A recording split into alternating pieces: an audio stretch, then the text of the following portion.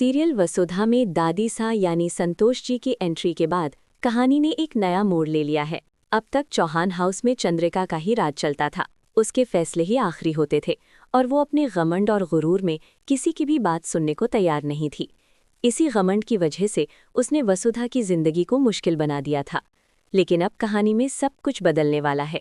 चंद्रिका ने बड़े ही कॉन्फिडेंस के साथ वसुधा को कह दिया था कि जब तक उसकी सास संतोष जी इस घर में है तब तक वसुधा को घर में कदम रखने की इजाज़त नहीं है।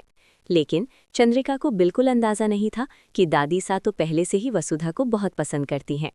जैसे ही संतोष जी को पता चलता है कि वसुधा को घर आने से रोका जा रहा है, वो तुरंत अपना फैसला सुना देती हैं।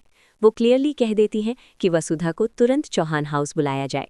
ये सुनते ही चंद्रिका के होश उड़ जाते हैं, क्योंकि जिस वसुधा को वो घर से दूर रखना चाहती थी, अब वही दादी सा के कहने पर इज्जत के साथ वापस घर आने वाली है।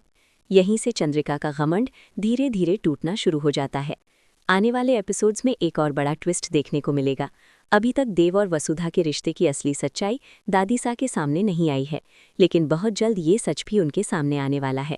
और जब दादी सा को सब कुछ पता चलेगा, तब वो सिर्फ वसुधा का साथ ही नहीं देंगी, बल्कि चंद्रिका को भी उसकी गलतियों का एहसास कराएंगी।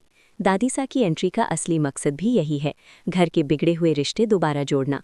उनकी वजह से चंद्रिका और वसुधा के बीच की दूरियां भी कम होंगी और चौहान फैमिली में फिर से एकता नजर आएगी।